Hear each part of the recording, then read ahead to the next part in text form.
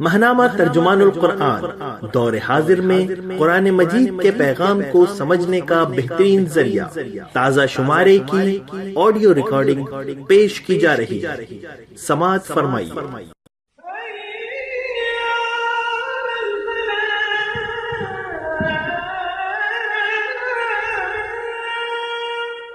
بسم اللہ الرحمن الرحیم۔ اشارات۔ موضوع: اقبال، اسلامی احیاء تحریک کا معمار۔ تحریر: پروفیسر خورشید احمد، ماہانہ عالمی ترجمان القرآن، اپریل 2019۔ 20ویں صدی کی عالمگیر تحریک احیاء اسلامی کے اصل معمار اللہ کے 3 برگزیدہ بندے ہیں: علامہ اقبال، حسن البنا شہید، سید ابوالعلا مودودی رحمۃ اللہ تعالی علیہ۔ اس دور کے فکری، تہذیبی اور سیاسی رجحانات کے فہم کی اصل کلید ان شخصیات کے افکار و خیالات اور ان کے نظریاتی، اخلاقی، سماجی اور سیاسی اثرات کا معروضی مطالعہ اور تفہیم ہے۔ آج کا تجزیہ نگار اور کل کا مورخ ان تاریخ ساز شخصیات اور ان کی برپا کردہ تحریکات کے آئینے میں امت اسلامیہ کی اصل تصویر دیکھ سکتا ہے۔ تاہم یہاں پر اسلامی مقدمۃ الجیش علامہ اقبال کے فکری اور تہذیبی کارنامے کے بارے میں کچھ معروضات پیش ہیں۔ اقبال کی علمی اور ادبی زندگی کا آغاز 19ویں صدی کے آخری عشرے میں ہو گیا تھا، لیکن قومی زندگی پر ان کے اثرات یورپ سے واپسی کے بعد مرتب ہونے شروع ہوئے۔ اسرار خودی کی اشاعت اور انجمن حمایت اسلام کے جلسوں میں ان کی روح پرور شرکت نے نہ صرف فکر اقبال کے نئے دور کا آغاز کیا، بلکہ اسی سے ان کی ملی زندگی کے ایک نئے باب کا افتتاح بھی ہوا۔ اقبال نے اپنا پیغام نظم و نثر اور زبان و قلم کے ذریعے پیش کیا اور بالآخر عملی سیاست میں شرکت کر کے تغیر اور تعمیر کے عمل میں مؤثر کردار ادا کیا۔ ان کی مساعی کا ثمرہ اسلامی فکر کی تشکیل نو، ملت کی مزاجی کیفیت کی تعمیر جدید، ایک غلام قوم کی آزادی اور ایک عظیم اسلامی مملکت کے قیام کی صورت میں دیکھا جا سکتا ہے۔ اقبال کا کارنامہ۔ 7ویں صدی ہجری میں جو کام مولانا جلال الدین رومی رحمہ اللہ نے مثنوی کے ذریعے انجام دیا تھا، اسے دور حاضر میں اقبال نے اولاً اسرار خودی اور رموز بے خودی اور پھر جاوید نامہ اور پس جبائد کرد اقوام شرق کے ذریعے انجام دیا۔ اسرار خودی میں جمود اور انحطاط کے بنیادی اسباب کی نشاندہی کی گئی ہے۔ یونانی اور عجمی اثرات کی وجہ سے تصوف پر جو حیات کش تصور مسلمان ذہنوں پر مسلط ہو گیا تھا، اس کی تباہ کاریوں کو بیان کیا گیا ہے اور نفی ذات اور ترک دنیا کی جگہ اثبات خودی اور تعمیر حیات کا اسلامی تصور پیش کیا گیا ہے۔ اسرار خودی کا مرکز تصور ایمان کی یافت اور اس کی قوت سے ایک نئے انسان، مرد مومن کی تشکیل ہے۔ رموز بے خودی میں اس اجتماعی، اداراتی اور تاریخی پس منظر کو بیان کیا گیا ہے جس میں یہ انسان اپنا تعمیری کردار ادا کرتا ہے۔ فرد اور ملت کا تعلق، اجتماعی نصب العین، خلافت الہی کی تشریح و توضیح، اجتماعی نظم اور ادارات، خاندان، قانون و شریعت وغیرہ کی نوعیت اور خودی کی پرورش اور ملی شخصیت کے نمو میں تاریخ کے حصے پر روشنی ڈالی گئی ہے۔ جاوید نامہ در حقیقت شاعر کے روحانی سفر کی داستان ہے، جس میں وہ عالم افلاک کی سیر کرتا ہے، دنیا اور اس کے ماوراء پر بصیرت کی نظر ڈالتا ہے اور مشرق و مغرب کی نمائندہ شخصیات کی زبان سے آج کی دنیا کے حالات، مسائل اور افکار اور مسلمانوں کے ماضی، حال اور مستقبل کے نقوش کو نمایاں کرتا ہے۔ پس چبائد کرد اقوام شرق میں مغربی تہذیب کے چیلنج کا مطالعہ کیا گیا ہے اور بتایا گیا ہے کہ یورپ کی ترقی کا اصل سبب کیا ہے اور مغربی تہذیب کے روشن اور تاریک پہلو کیا ہیں۔ مغرب کی اندھی تقلید کے خطرے سے قوم کو متنبہ کیا گیا ہے اور ترقی کی راہ کی نشاندہی کی گئی ہے۔ پیام مشرق اور ارمغان حجاز میں یہی پیغام دوسرے انداز میں بیان کیا گیا ہے اور اس کا اظہار اردو کلام میں بھی ہوا ہے۔ خصوصیت سے بانگ درا کی قومی نظموں میں بال جبریل کے ولولہ انگیز تغزل میں اور ضرب کلیم کے بے باک رجز میں، جسے اقبال نے خود دور حاضر کے خلاف اعلان جنگ قرار دیا ہے۔ اقبال کی نثر کا غالب حصہ انگریزی میں ہے۔ ڈاکٹریٹ کے تحقیقی مقالے میں انہوں نے ایران کی ما بعد الطبی فکر کا مطالعہ کیا ہے۔ یہ محض ایک فکری تاریخ نہیں ہے، بلکہ اس کے آئینے میں اسلام پر اجمی اثرات کی پوری تصویر دیکھی جا سکتی ہے۔ اقبال نے تصوف کا جو تنقیدی جائزہ لیا ہے وہ اصل ماخذ کے وسیع مطالعے پر مبنی ہے۔ اسلام کے تصور مذہب کی علمی اور فلسفیانہ تعبیر اسلامی الہیات کی تشکیل جدید میں پیش کی گئی ہے۔ اس کتاب میں بنیادی طور پر مغرب کے فکری رجحانات کو سامنے رکھ کر انسان، کائنات اور خدا کے بارے میں اسلامی تصور کی وضاحت کی گئی ہے۔ مذہب اور سائنس کے تعلق سے بحث کی گئی ہے اور ذرائع علم کا تنقیدی جائزہ لے کر بتایا گیا ہے کہ دور جدید کے یک رخے پن کے مقابلے میں اسلام میں کس طرح عقل، تجربے اور وجدان کی ہم آہنگی قائم کی گئی ہے۔ اس بنیادی فکر کی روشنی میں آزادی اور عبادت کے تصور کو واضح کیا گیا ہے اور ان تصورات کی بنیاد پر قائم ہونے والے تمدن کی خصوصیات پر روشنی ڈالی گئی ہے۔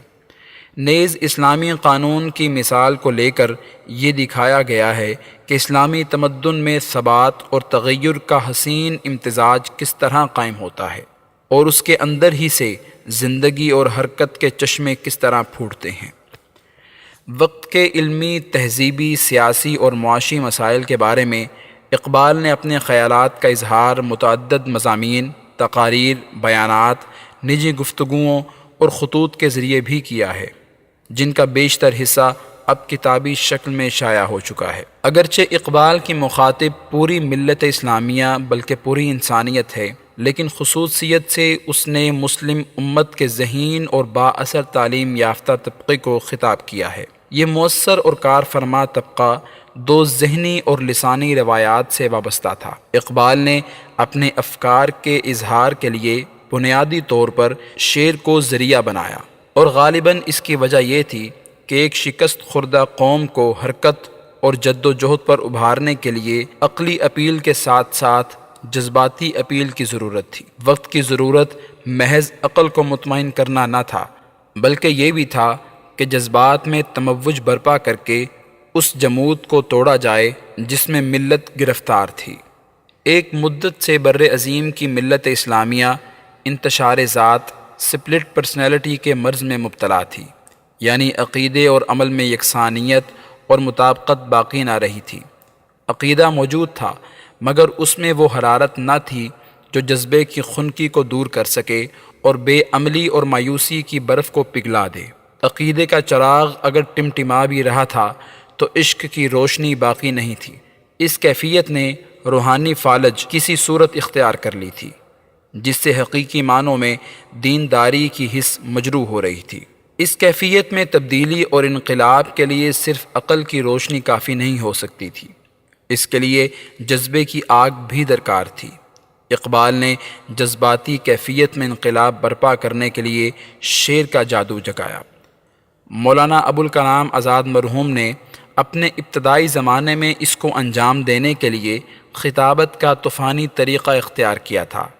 ان کے اسلوب کو اس کام سے خاص مناسبت حاصل ہے جو تاریخ ان سے لے رہی تھی، مگر افسوس کہ وہ تسلسل قائم نہ رکھ سکے۔ علامہ محمد اقبال کے کارنامے کا مختصر الفاظ میں احاطہ ناممکن ہے، مگر ہم اس کے چند اہم پہلوؤں کی طرف اشارہ کرنے کی جسارت کر رہے ہیں۔ قدیم و جدید کی کشمکش میں راہ اعتدال۔ قدیم و جدید کی کشمکش کو اقبال دلیل کم نظری سمجھتے ہیں۔ انہوں نے دونوں سے پورا استفادہ کیا، مگر کسی ایک کے سامنے سپر نہ ڈالی۔ ان کی نگاہ میں زندگی ایک ناقابل تقسیم وحدت ہے جس میں ثبات و تغیر دونوں کا اپنا اپنا مقام ہے۔ اقبال کا اصل کارنامہ ہی یہ ہے کہ اس نے راہ اعتدال کو نمایاں کیا۔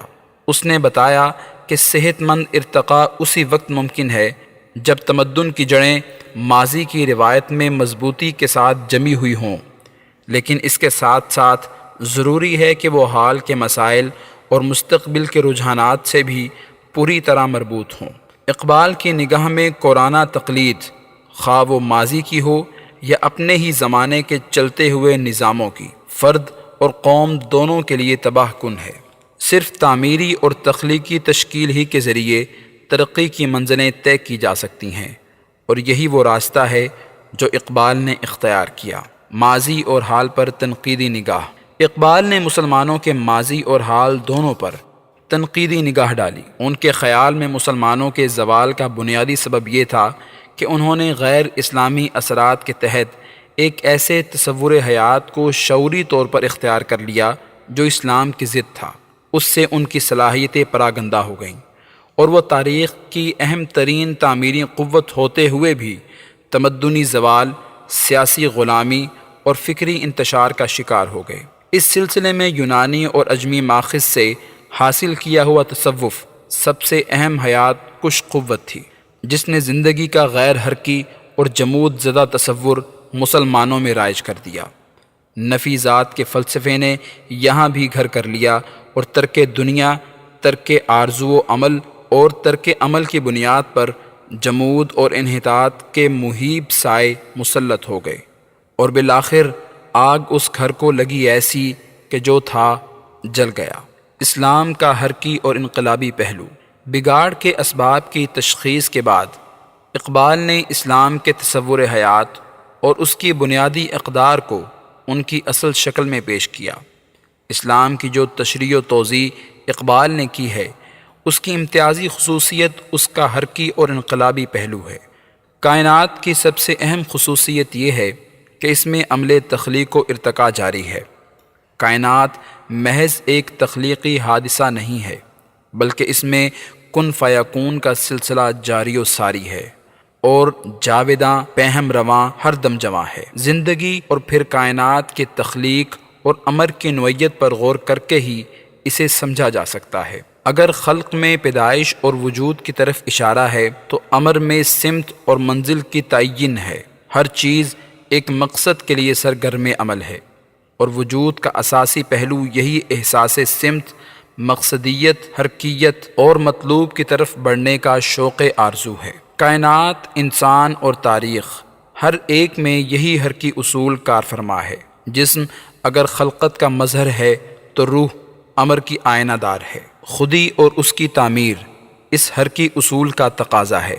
ترقی اور بلندی کی راہ نفی ذات نہیں، اثبات خودی ہے، جو خود ایک ارتقائی اور حرکی عمل ہے۔ روح کی معراج ذات باری تعالیٰ میں فنا ہو جانا نہیں، بلکہ رب حقیقی سے مطلوب تعلق استوار کرنا ہے۔ ایمان اس کا نقطہ آغاز ہے، اور عشق اس کی ترقی کا راستہ۔ یہی اصول حرکت تاریخ میں بھی کار فرما ہے۔ تاریخی احیاء محض ماضی کے صحت مند رجحانات کے بقاء و استحکام کا نام نہیں، بلکہ ابدی اقدار اور تمدنی نصب العین کی روشنی میں انفرادی اور اجتماعی زندگی کے میدانوں میں تخلیقی اظہار سے عبارت ہے۔ انسان اس ارتقائی عمل کا اصل کارندہ ہے۔ کائنات کی ہر شے اس اشرف المخلوقات کی مدد کے لیے فراہم کی گئی ہے، لیکن یہ انسانی زندگی فی الحقیقت کچھ اعلیٰ تر مقاصد کے حصول کے لیے ہے، اور یہ مقصد ہے منصب نیابت الہی۔ اسلام وہ طریقہ ہے جو انسان کو اس کام کے لائق بناتا ہے، اور تاریخ اس حرکت کو صحیح سمت دیتی ہے۔ مرد مومن اور ملت اسلامیہ کائنات کی اصلی معمار قوتیں ہیں۔ اگر وہ اپنا وظیفہ انجام نہ دیں تو بگاڑ رونما ہوگا، خود ان کے درمیان بھی اور کائنات میں بھی۔ روحانی اور مادی تقسیم کی نفی۔ اقبال نے مذہب کی بنیاد عقل یا سائنس پر نہیں رکھی۔ اس نے عقل، تجربے، سائنس اور وجدان، ہر ایک کی اصل حقیقت کو واضح کیا، اور ان کی مجبوریوں اور دقتوں پر بھی روشنی ڈالی۔ اس نے بتایا کہ جبلت، عقل اور وجدان کے تناقض کو وحی کی روشنی اور تربیت کے ذریعے دور کیا جا سکتا ہے، اور تینوں کو ایک دوسرے سے ہم آہنگ کر کے انسان کی خدمت اور رہنمائی کے صحیح مقام پر فائز کیا جا سکتا ہے۔ یہ نو معتزلائی عقلیت اور مغرب کی بے جان سائنس کے مقابلے میں عقل سلیم کی فتح تھی۔ اس طرح نبی کا تجربہ اور مشاہدہ مذہبی فکر میں ایک اساسی حیثیت قرار پایا۔ روحانی اور مادی تقسیم کا باطل نظریہ ترک ہوا اور دونوں کے امتزاج سے متوازن اسلامی زندگی کی تعمیر کی راہ روشن ہوئی۔ مذہب کا انقلابی تصور۔ ایمان اور عمل کا باہمی تعلق واضح کرنے میں اقبال نے غیر معمولی ندرت کا ثبوت دیا۔ زندگی کا ہر کی تصور آپ عمل کو مرکزی حیثیت دیتا ہے۔ پھر مذہبی تجربے کی اساسی اہمیت بھی اسی سمت میں اشارہ کرتی ہے۔ اثبات خودی اور تعمیر شخصیت ایک مسلسل عمل ہے جس کے بغیر انسان مقام انسانیت کو حاصل نہیں کر سکتا۔ نیابت الہی کے تقاضے صرف تسخیر کائنات اور اصلاح تمدن ہی کے ذریعے انجام دیے جا سکتے ہیں۔ خودی ایک بے لگام قوت کا نام نہیں ہے، بلکہ یہ خدا پرستی اور اخلاقی تربیت سے ترقی پاتی ہے۔ عشق اس کی قوت محرکہ ہے اور مادی قوت کو دین کی حفاظت اور پوری دنیا میں نظام حق قیام کے لیے استعمال کرنا اس کی اصل منزل ہے۔ یہی خلافت الہی ہے، یہی انسان کا مشن ہے۔ اقبال نے دین اسلام کا یہی انقلابی تصور اجاگر کیا اور پوری ملت میں حرکت پیدا کر دی۔ دین اور سیاست کی دوری کا خاتمہ۔ اس تصور حیات اور اس مشن کا لازمی تقاضا ہے کہ خود ریاست، سیاست، معیشت اور قانون اسلام کے تابع ہو۔ نہ صرف یہ کہ اسلام میں دین و دنیا کی کوئی تقسیم نہیں، بلکہ دین اور ریاست ایک ہی تصویر کے دو رخ ہیں۔ اگر دین اور سیاست جدا ہو جائیں تو دین صرف رہبانیت بن جاتا ہے اور سیاست چنگیزیت میں تبدیل ہو جاتی ہے۔ مسلمانوں کی قومیت ان کے دین ہی سے تشکیل پاتی ہے اور ان کی ریاست، معاشرت اور معیشت دین کے مقاصد ہی کے حصول کا ذریعہ ہیں۔ اس لیے ضروری ہے کہ اسلام اپنے اظہار کے لیے ریاست اور تمدن کا روپ دھار لے۔ مسلمانوں کو ایسے خطۂ زمین کی ضرورت ہے جہاں وہ اغیار کے اثرات سے آزاد ہو کر اپنے تمدنی وجود کا مکمل اظہار کر سکیں اور پھر اس روشنی کو باقی دنیا میں پھیلا سکیں۔ اسی عمل کو اقبال نے اسلام کی مرکزیت کہا ہے اور اسی کے لیے ایک آزاد زمین کا مطالبہ کیا۔ آزاد اسلامی ریاست صرف مسلمانوں کی سیاسی ضرورت ہی نہیں بلکہ خود اسلام کا بنیادی تقاضا ہے۔ مغربی فکر پر تنقید اور احیاء امت۔ اقبال نے مغربیت اور اس کے بطن سے رونما ہونے والی مختلف تحریکوں، خصوصیت سے لادینیت، مادیت، قومیت، سرمایہ داریت اور اشتراکیت پر کڑی تنقید کرتے ہوئے بتایا ہے کہ ان کے لیے اسلام میں کوئی گنجائش نہیں، نیز یہ کہ دراصل یہی تحریکیں انسان کے دکھوں اور پریشانیوں کا سبب ہیں۔ مسلمانوں کی نجات ان کی پیروی میں نہیں بلکہ اپنی خودی کی بازیافت اور اپنے دین کے احیاء میں ہے۔ اگر انہوں نے مغرب کی تقلید کی روش کو اختیار کیا تو یہ ان کی خودی کے لیے زہر قاتل ہوگا۔ زندگی اور ترقی کا راستہ نہ ماضی کی اندھی تقلید ہے اور نہ وقت کے تقاضوں کی کورانہ پیروی۔ یہ راستہ اسلامی تعمیر نو کا راستہ ہے جو اثبات خودی، احیاء ایمان، تعمیر اخلاق، اجتماعی اصلاح اور سیاسی انقلاب کے ذریعے حاصل ہو سکتا ہے۔ اس کے ذریعے سیاسی غلامی سے بھی نجات ہو سکے گی اور اس سے زیادہ خطرناک ذہنی، تمدنی اور تہذیبی غلامی سے بھی۔ پھر وہ جو زمانے کے پیرو بننے پر قناعت کر رہے ہیں زمانے کی امامت کا فریضہ انجام دے سکیں گے اور یہی ملت اسلامیہ کے کرنے کا اصل کام ہے۔ اقبال نے ایک طرف دینی فکر کی تشکیل نو کی اور اسلامی قومیت کے تصور کو نکھارا تو دوسری طرف ملی غیرت اور جذبہ عمل کو بیدار کیا، مغربی افکار کے طلسم کو توڑا اور قوم کو تمدنی اور سیاسی اعتبار سے اسلام کی راہ پر گامزن کرنے میں رہنمائی دی۔ یہی ہے اقبال کا اصل کارنامہ اور اسی بنا پر وہ 20ویں صدی کے اسلامی تشخص کا امام اور اس میں تجدید کی روایت کا بانی ہے۔